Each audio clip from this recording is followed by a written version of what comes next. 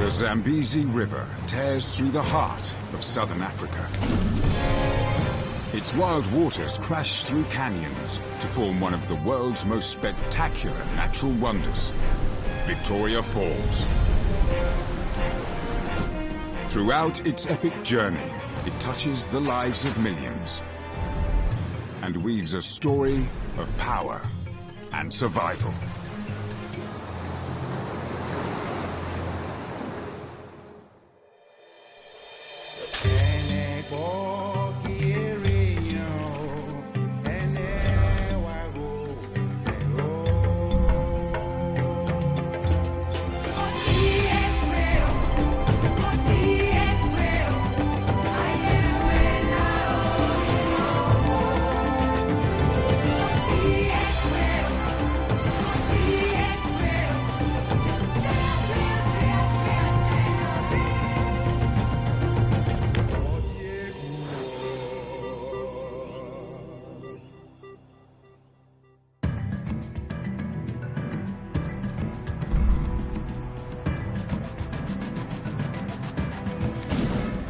The Zambezi, one of Africa's greatest rivers.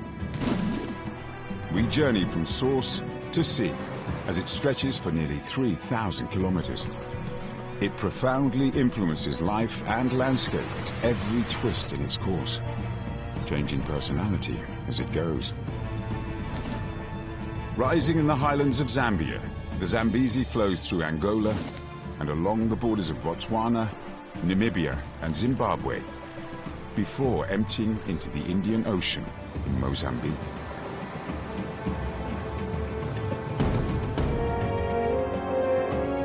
The river quenches the land's thirst, nourishing life and sustaining some of the continent's most magnificent wildernesses. Millions of people rely on the Zambezi for food, water, transport and power.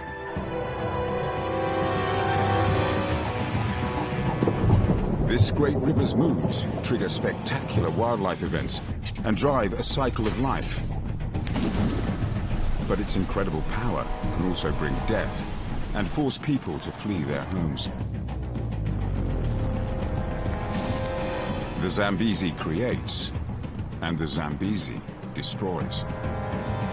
It shapes the very land it traverses.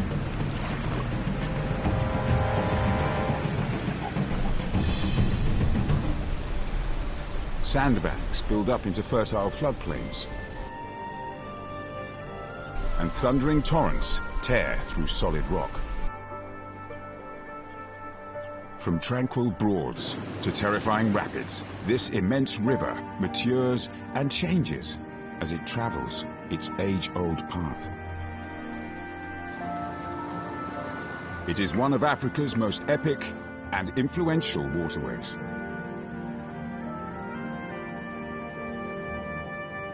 But does the mighty Zambezi bring a blessing or a curse?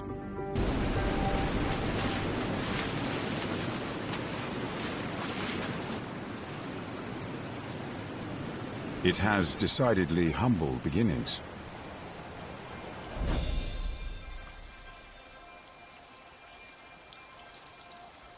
The Zambezi rises under a small tree in the Kaleni Hills, near Munilunga in northwest Zambia. It's hard to believe this insignificant dribble will eventually become the fourth largest river in Africa. But it's not far before the river widens to reveal its true character.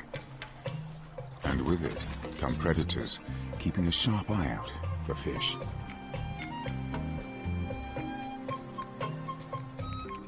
In sub-Saharan Africa, where there is water, there are fish eagles. Perched high above the river, the eagle uses its sharp eyesight to spot fish near the water's surface.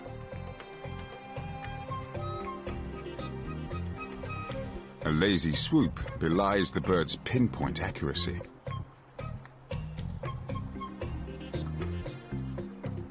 It's such an efficient hunter that it only needs to spend about 10 minutes actively fishing each day.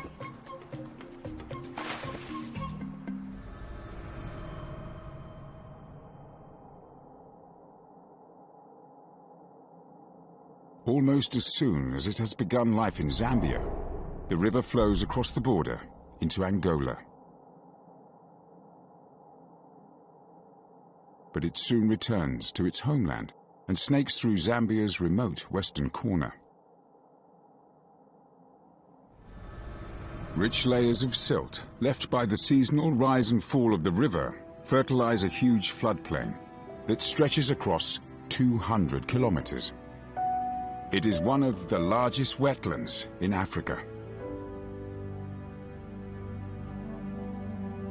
To the west, just a few kilometers from the banks of the Zambezi, lies Luangwa Plain, a vast remote open space and one of the continent's last true wildernesses.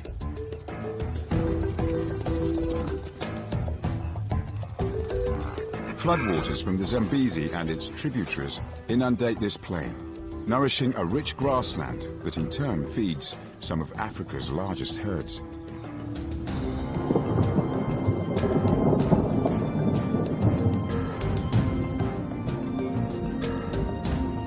Every year, with the arrival of the rainy season, come tens of thousands of wildebeest who gather here to give birth.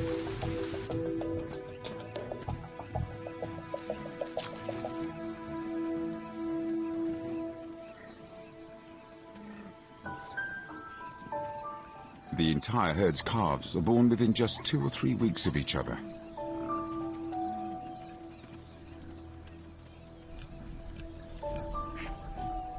The glut of newborns on the plain gives each individual a better chance of survival.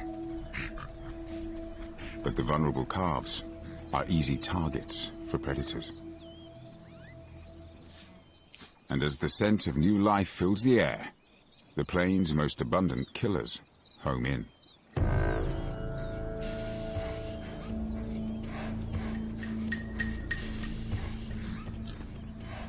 Spotted hyenas are infamous scavengers.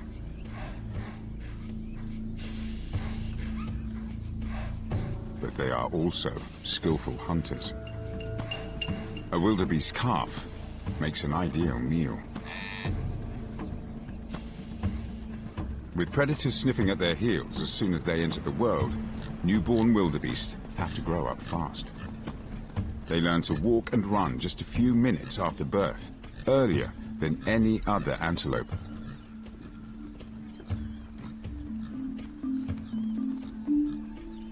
The calves quickly start to practice the sprints and leaps that will help them outrun danger. At 2 days old, they can already keep up with the herd. Although there is some safety in numbers for the young wildebeest, each calf must depend on its own mother for its survival. One female lies injured, leaving her calf to fend for itself.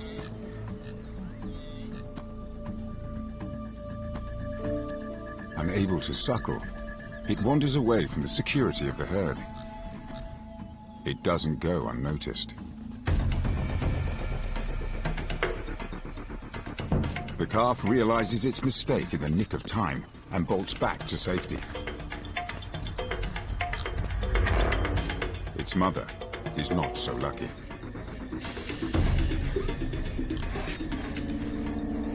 Unable to get up and run, the injured wildebeest is at the mercy of the hyena's powerful jaws.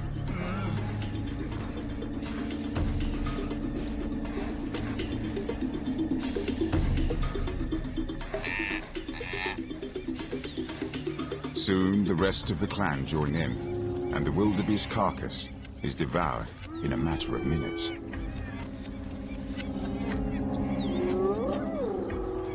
Not a scrap goes to waste.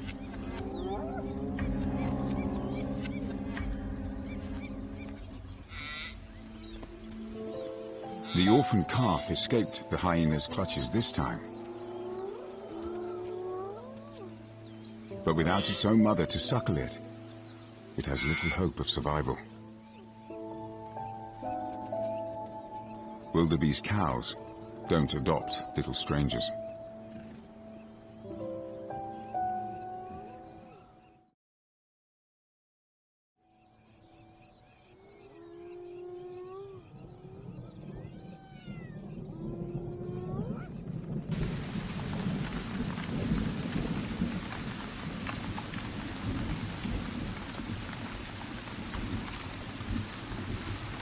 The rain continues to soak the land, and the vast Zambezi swells until it bursts its banks.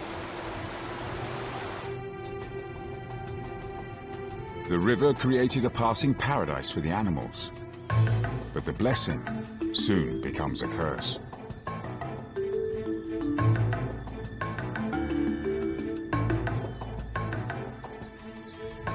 The endless grassy plains are transformed into a vast, swampy lake.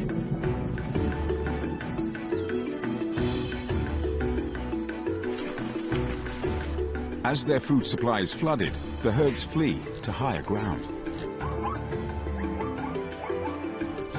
This mass migration rivals that of the Serengeti.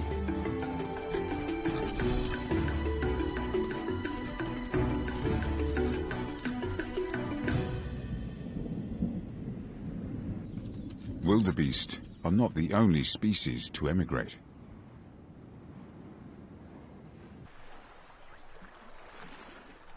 The Lozi people of Zambia have called this floodplain home for 300 years. They benefit from its bounty. But every year, they're forced to bend to the mighty river's will.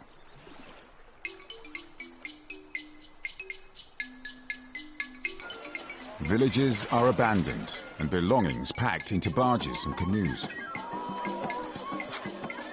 The whole tribe must retreat from the rising waters. As a mark of respect to the river, the mandatory migration is marked by the Kuumboka ceremony.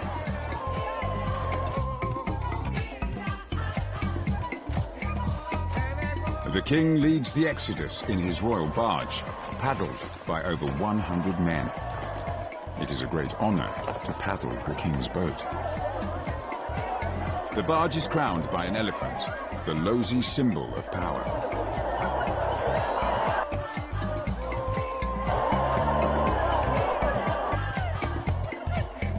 But it is the river that holds the power now.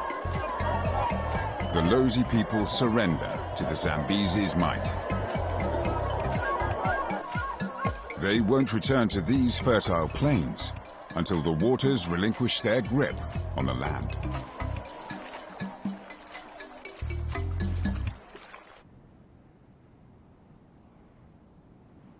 Every year, the Great Zambezi Flood transforms the river into a lake that stretches 40 kilometers across.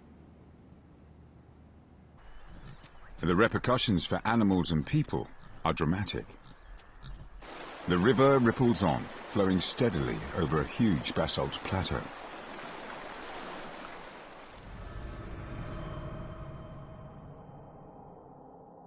Tributaries feed the great river as it makes its wide and lazy way south, across the border between Zambia and Zimbabwe.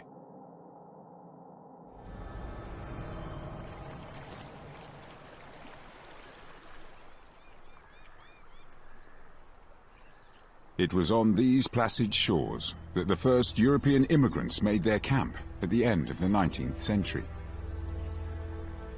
A ferry crossing, called the Old Drift, began to operate, serving the traders and missionaries that ventured into this wild place. But these outsiders knew little of the perils hidden in the African bush.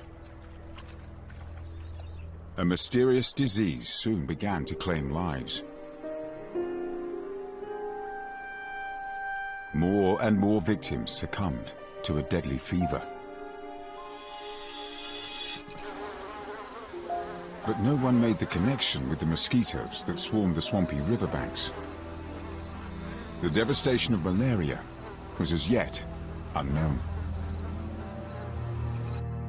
The Old Drift Cemetery is the only relic of this doomed encampment. The frightened survivors fled the cursed area and resettled on higher ground.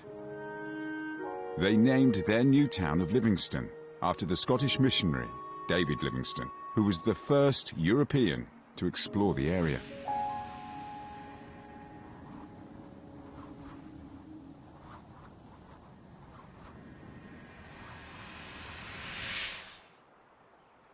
Today, The old camp is home to animals much better adapted to the place than people.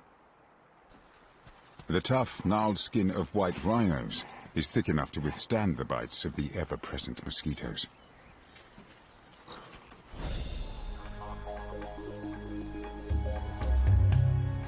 When adventurer David Livingstone paddled this broad and gentle stretch of river by canoe in 1855, he had no idea what lay ahead. Creeping towards the mysterious rising mists that locals called Mozio-Atonia, the smoke that thunders, Livingstone peered over a ledge and saw the most wonderful sight he had witnessed in Africa. He named it after the then Queen of England, Victoria Falls.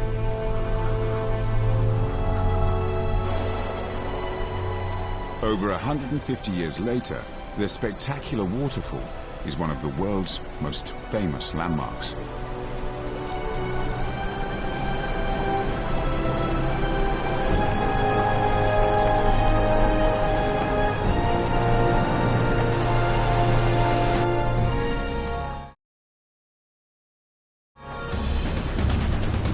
The full breadth of the river plummets into a gigantic fissure, 100 meters deep. This massive split in the Earth's crust stretches almost 2 kilometers across the river's path and swallows the entire watercourse.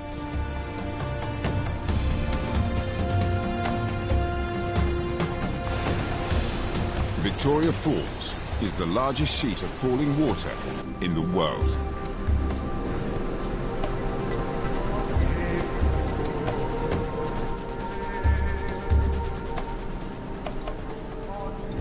At the height of the rainy season, columns of spray rising 300 meters into the air can be seen from 50 kilometers away, as over 500 billion liters of water plummet over the edge every minute.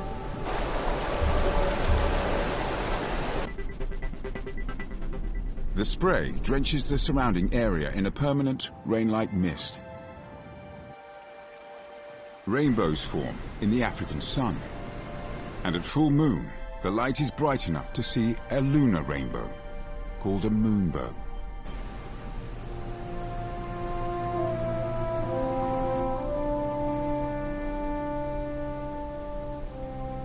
Livingstone was so impressed that he later wrote, "Scenes so lovely must have been gazed upon by angels in their flight."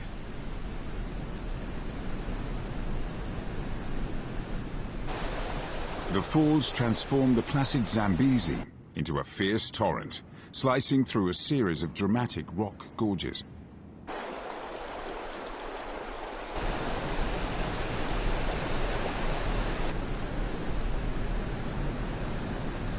And yet, the river maintains its composure right up until the last minute.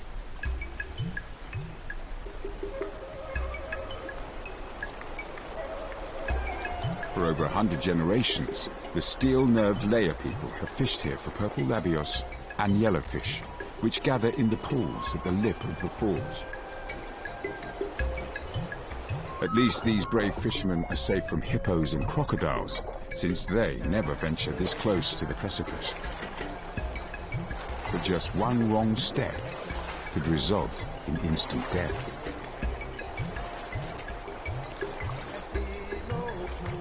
Every year, fishermen underestimate the Zambezi and become food for the very fish they risk so much to catch. Despite the fact they have fished and waded here since childhood and think they understand the river's whims. And even though they were taught by their fathers and grandfathers which channels are safe and which could sweep them to certain death.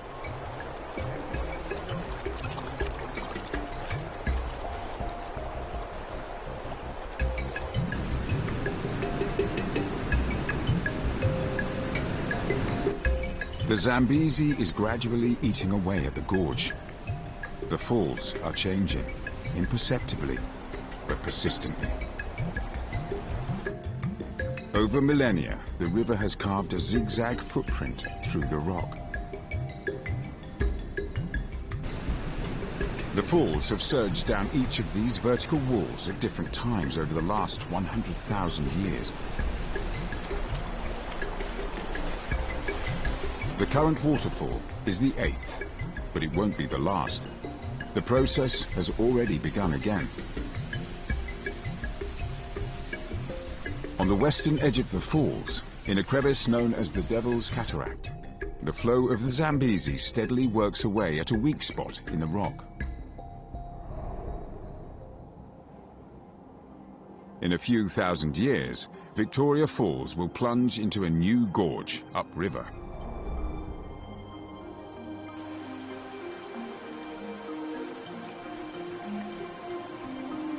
Downstream from the falls, the Great Zambezi takes on a new personality.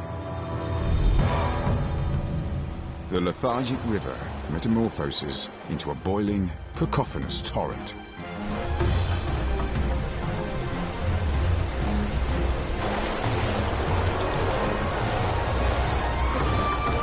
The whitewater rapids in these gorges are some of the most violent on Earth.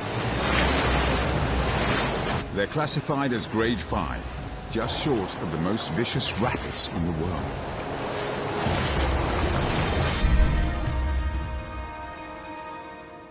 Now, over 1,200 kilometers from its source, the deadly Zambezi thunders onwards with a renewed sense of purpose. But its course is soon interrupted by another dramatic formation. The surging river widens once more as it flows into Lake Kariba, bordering Zambia and Zimbabwe.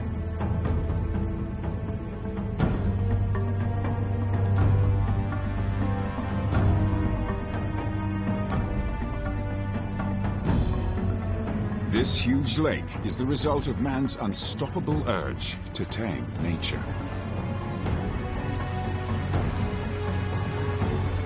The all-powerful Zambezi slams into a gigantic concrete wall.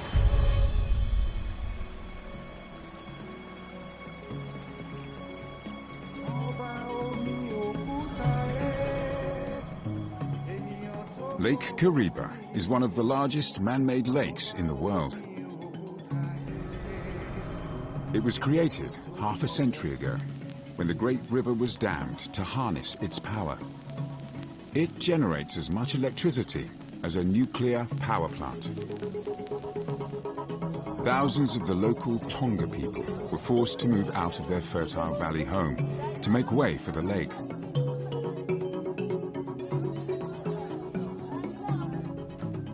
But the Zambezi didn't surrender without a fight.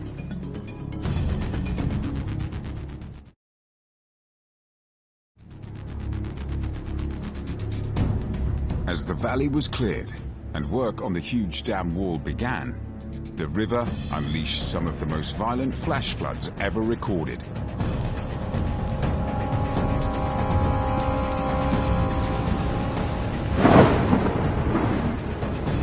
Time and again, hurricane-force winds battered through the valley and torrents of water overwhelmed the half-built wall.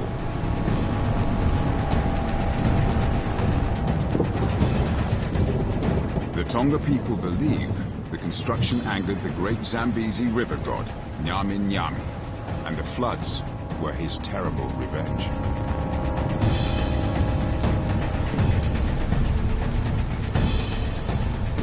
"86 construction workers were killed, and several bodies are still entombed in the millions of tons of cement that make up the dam wall. But the Zambezi was beaten in the end.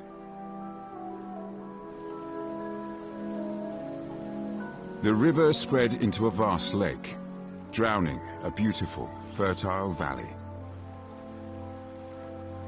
The ghostly branches of dead trees are a testament to the destructive power of these waters. But the lake is also a blessing in disguise.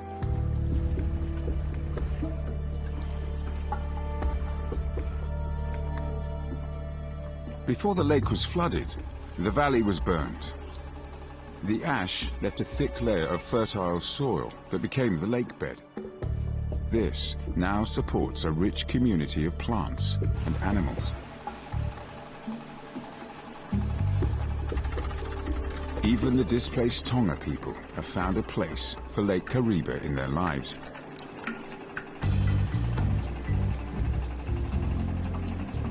At night, Tonga fishing rigs spread out across the lake.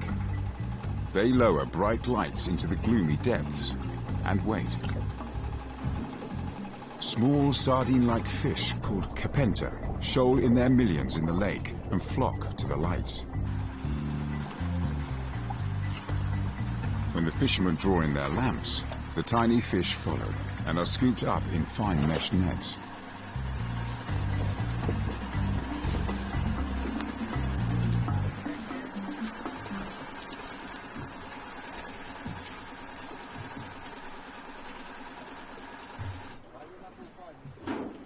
The kapenta industry has become so important that the fish are known as silver gold.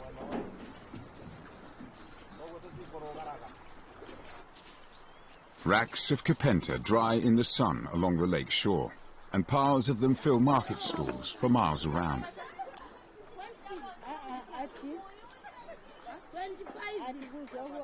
The sun-dried fish taste as strong as they smell and are a local delicacy. The Tonga people, whose livelihoods once depended on the valley submerged beneath these waters, now make a living from Lake Kariba. But many people believe that the river god is only sleeping. One day, Nyami Nyami will rise up, destroy the dam, and give the people back their river.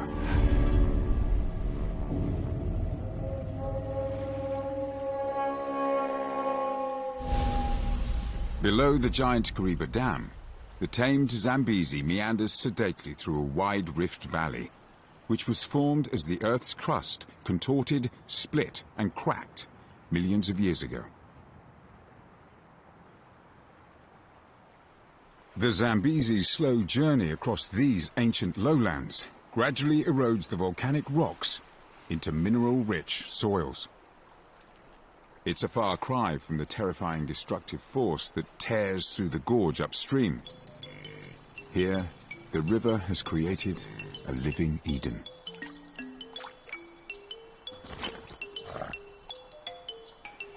But for some creatures, the grass always seems greener on the other side. Elephants are excellent swimmers, just as at home in the water as they are on land.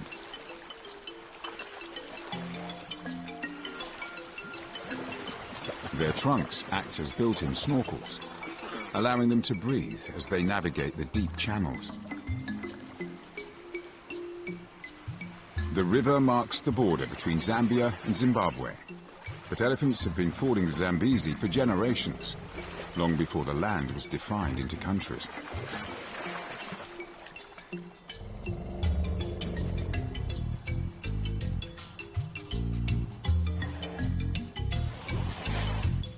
The prize on the other side is a meal of juicy tamarind fruit, well worth the swim. The elephant's versatile trunks are just as crucial now, picking the pods as nimbly as fingers.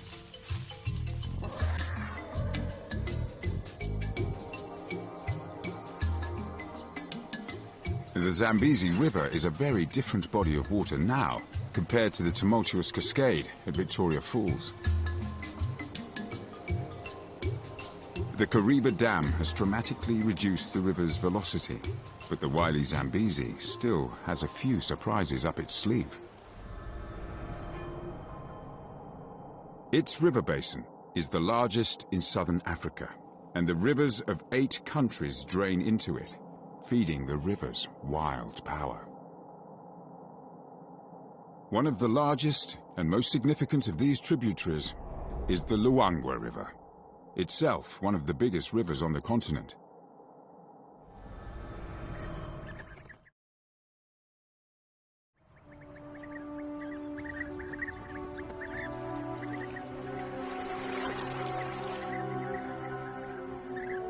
The pristine Luangwa cuts an easy path through the soft, fertile soils north of the Zambezi.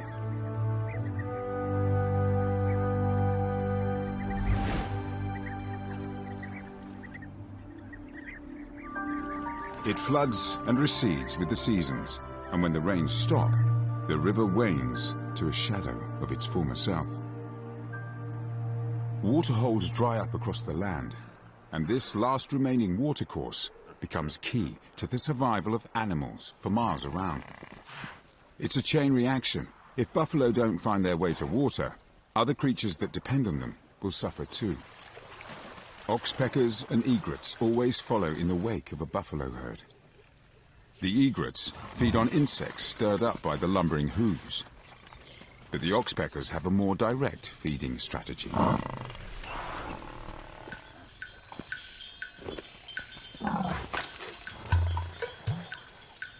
Oxpeckers survive on blood, sweat, and tears.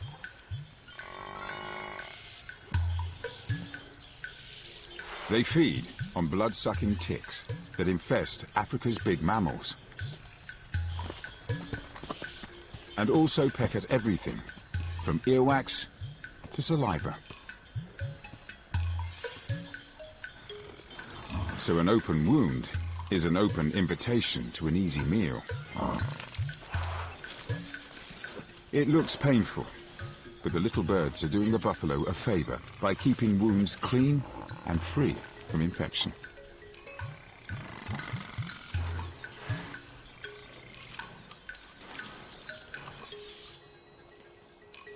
Parasites pester all the animals here, and some have found ingenious ways to get rid of them.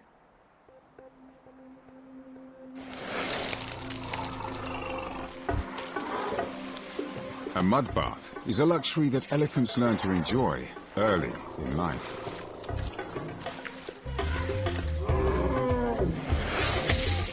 As the mud dries, ticks and biting insects get stuck and can be rubbed off the elephant's skin.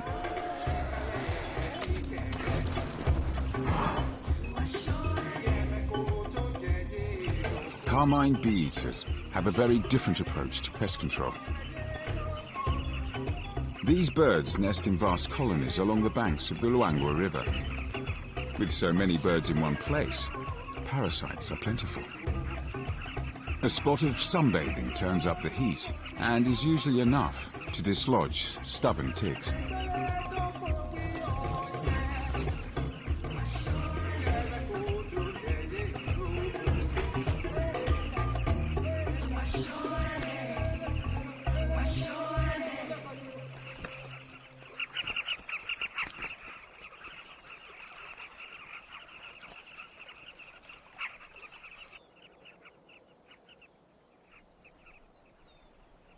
The dwindling river means hardship for most animals here. But for the bee-eaters, it opens up opportunities. As the river drops, it exposes soft sandy banks, ideal for excavating nesting burrows. But each year, when the rains return, the blessing of the river will become a curse for the bee-eaters. Their whole establishment will be washed away. It's a perennial struggle. The river does not tolerate squatters. As the dry season tightens its grip and the river shrinks further still, the animals are forced to crowd together in larger and larger numbers.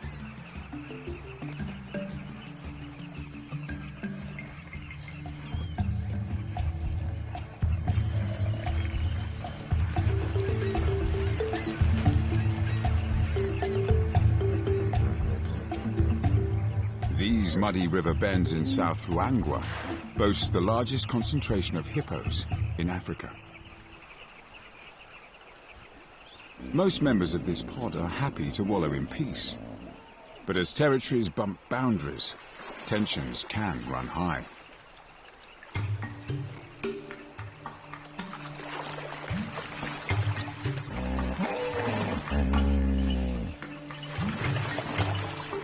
A dung shower is a sure sign that a hippo is getting hot under the collar.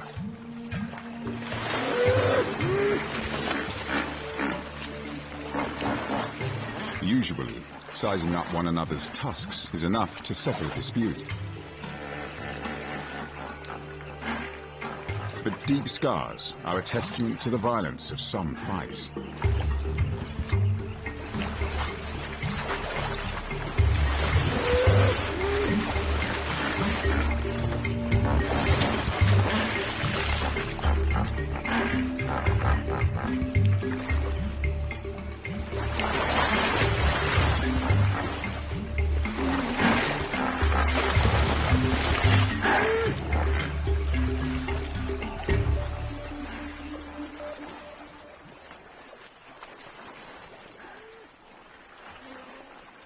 Losers are edged out of valuable deep-water territory.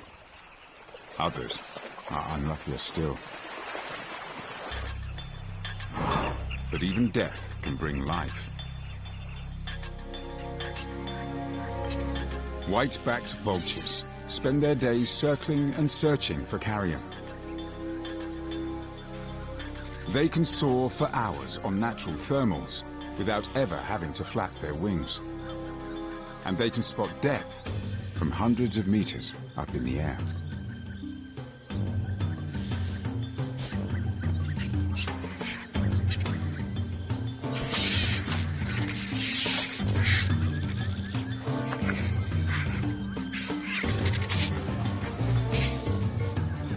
Eating is a messy business for vultures, so their heads and necks have no feathers that would only get clogged with blood.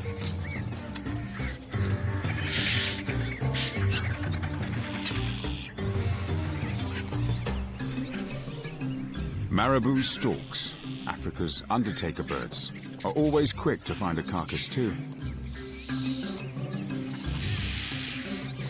They wait for the vultures to break through the tough hide, then use their meat cleaver beaks to hack off large hunks of flesh.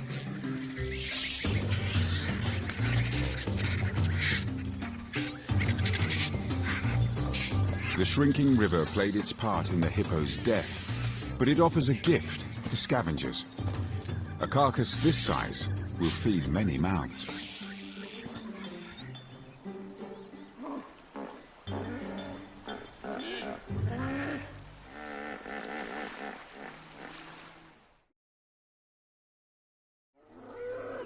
Fertilized by mountains of hippo dung, the twists and turns of the river become rich resources for wildlife.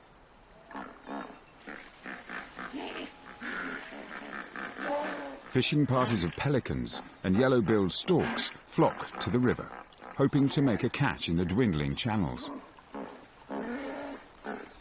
But bigger predators have their eye on a larger prize.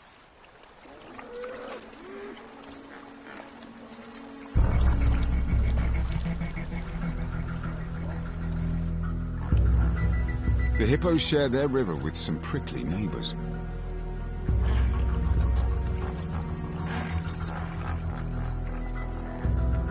The crocodiles glide dangerously close, but an adult hippo is too big a target for even the largest reptile to attack.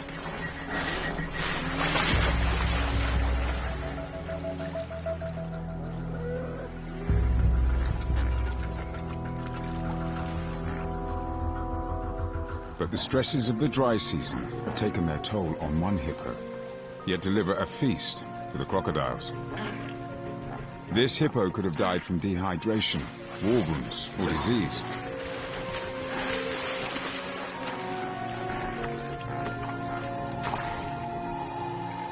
But feeding on such a big cadaver presents challenges. Crocodiles have a powerful bite, but can't chew. It takes cooperation for the group to get a meal. While some brace against the hippo's body, others use a forceful spin to wrench off chunks of food. It's a strategy that has been keeping crocodile bellies full for millions of years.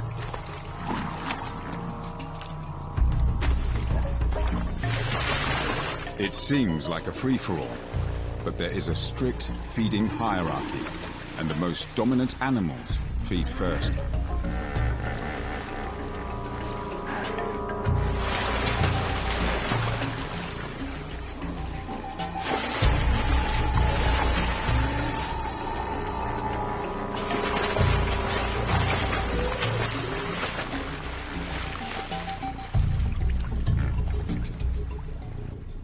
The other hippos have no choice but to witness this gruesome scene.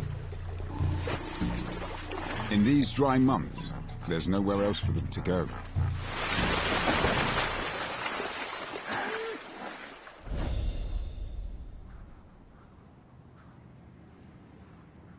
As the Luangwa River moves south towards the Zambezi, its banks are lined with ebony groves.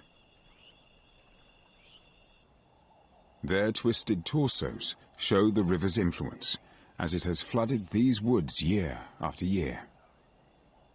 Water and sun have weathered their bark. The cathedral-like arbors provide many creatures with shade from the midday heat. In the dry season, the trees drop their leaves to conserve water.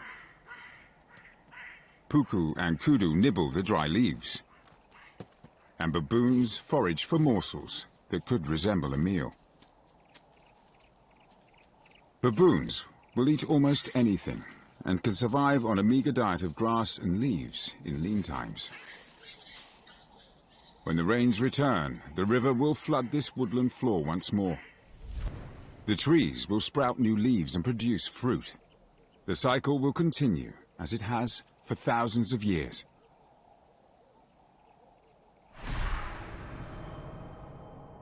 The Luangwa River sustains life in one of Africa's most precious wildlife havens, joining forces with the thirsty Zambezi.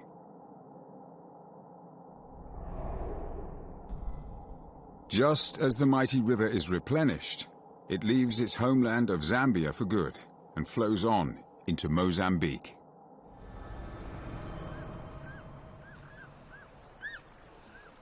For most of its journey onwards to the ocean, the Zambezi is a broad and mature river. It has lived through many geysers, from tiny brook to raging torrent. It has fed giant waterfalls and colossal dams. The Zambezi is no longer in a hurry and flows gently on to the sea.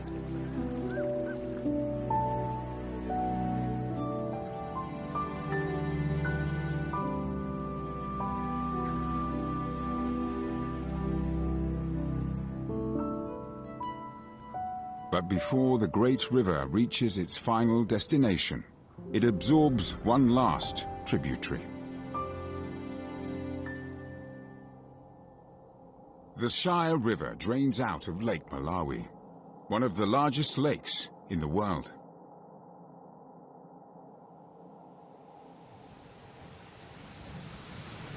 When storms hit this giant lake, the surface can rise as much as 3 meters. Trillions of liters of extra water spill out into the Shire River, the lake's only outlet, and the longest and largest river in Malawi.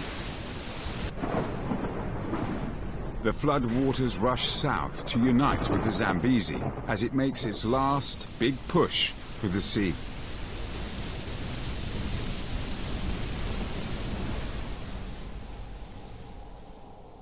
When these two huge rivers meet, the Zambezi still has over 100 kilometers to travel before it reaches the Indian Ocean, the end of its epic journey. Once again, the mighty river takes on a new character. It spreads out into several branches and finally reaches the Mozambique coast, forming a vast flat delta that stretches 200 kilometers along the shore.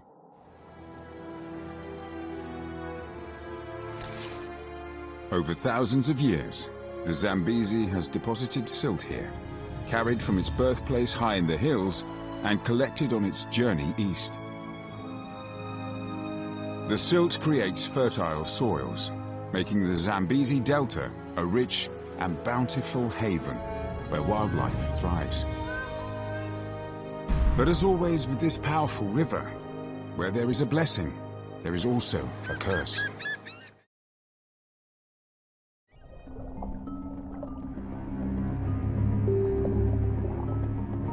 Below the water's surface lurks a deadly predator with a trump card.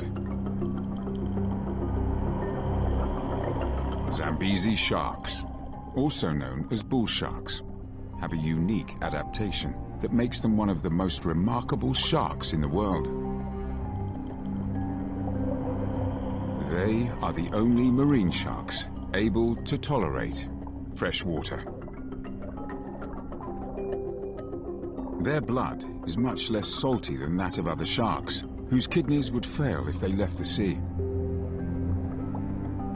But bull sharks can hunt both in the ocean and far upriver. And the Zambezi Delta is an ideal hunting ground. Females are much larger than males, growing up to 3.5 meters. Despite their large size, Zambezi sharks are stealthy hunters, sneaking up on their prey in murky waters. The poor visibility is no drawback. Sharks detect prey by picking up vibrations in the water caused by movement, and the faint electrical pulses emitted by all living things. Just because you can't see a shark, it doesn't mean it can't see you.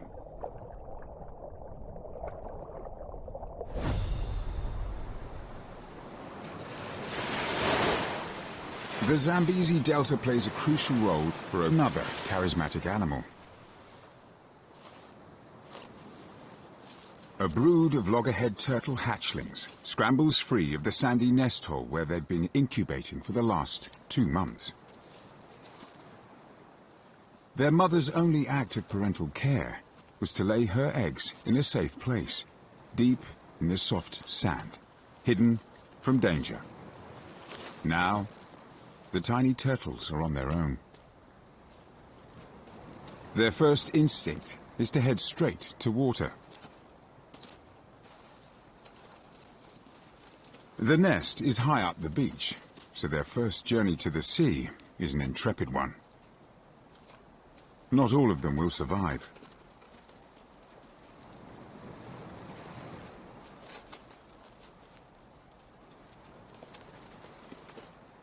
At just 5 centimeters long, the baby turtles are vulnerable to predators. This one's short life comes to an abrupt end in a ghost crab's lair.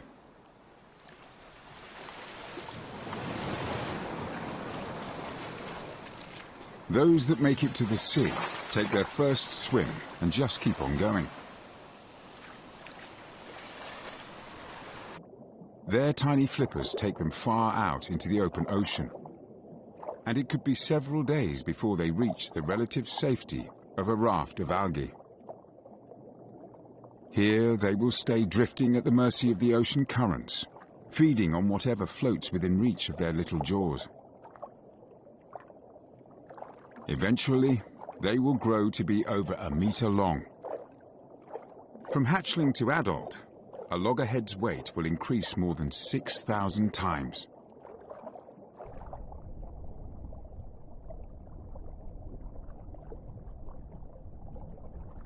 Adults can hold their breath for up to 10 hours at a time, longer than any other marine vertebrate.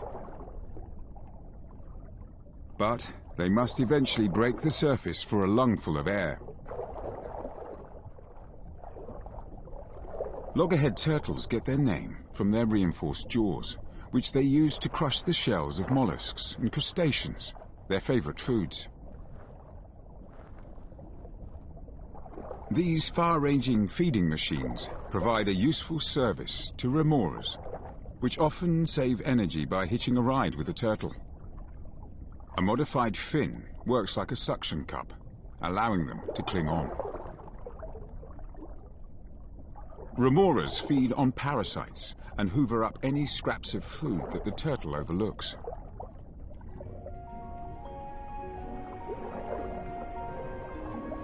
Adult loggerheads are one of the ocean's great travelers. They swim tens of thousands of kilometers in their lifetimes. But despite this wanderlust, every female returns to the very beach where she was born to lay eggs of her own. With a bit of luck, many female hatchlings will find their way back to the Zambezi Delta in the years to come. Like the tiny turtles, the Zambezi is itself swallowed up by the vast Indian Ocean after a long and wonderful journey.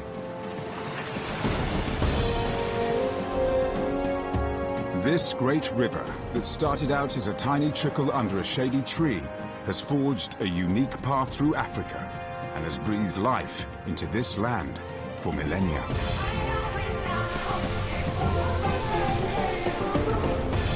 It has a far-reaching power that stretches across thousands of kilometers. Humans and animals depend on its waters for life, and yet are at the mercy of its moods. Livingstone recognized this tremendous river's extraordinary influence and dubbed it God's Highway. It is truly the mighty Zambezi.